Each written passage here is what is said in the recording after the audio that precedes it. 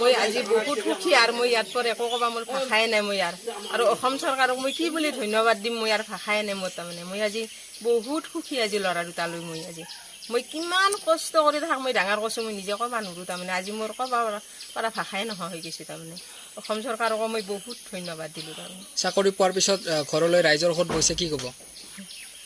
মোৰ কাৰণে যিমান মানুহবিলাকে বহুত সুখী হৈছে তাৰমানে মোক চাই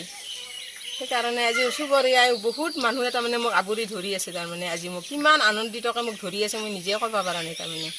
আজি গাঁওখনৰ মানুহ সম্পূৰ্ণ আহিয়ে আছে মোৰ তাকে আজি সেইকাৰণে মই আজি বহুত সুখী হৈ আছোঁ তাৰমানে মই আজি কি কৈছোঁ মই নিজকো ক'ব পৰা নাই তাৰমানে মই কিমান সুখী হৈছোঁ 2018তে এপ্লাই কৰিছিলোঁ এতিয়া ৰিজাল্ট পাইছোঁ বহুত কষ্ট কৰিছিলোঁ এতিয়া ভাল লাগিছে মা দেউতাই যিটো মোৰ ওপৰত আশা কৰিছিল সেইটো আজি পূৰণ কৰিব পাৰিছোঁ অসম চৰকাৰক বহুত ধন্যবাদ দিছোঁ নমস্কাৰ মোৰ নাম শ্ৰী উজ্জ্বল দাস মই এইবাৰ অসম আৰক্ষী নিযুক্তি পৰীক্ষাত উত্তীৰ্ণ হৈছোঁ উত্তীৰ্ণ হৈ মই যিখিনি আনন্দ অনুভৱ কৰিছোঁ আৰু মা দেউতাক যিখিনি মই আনন্দিত দিব পাৰিছোঁ তাতকৈ মোৰ সুখী আজি নহয়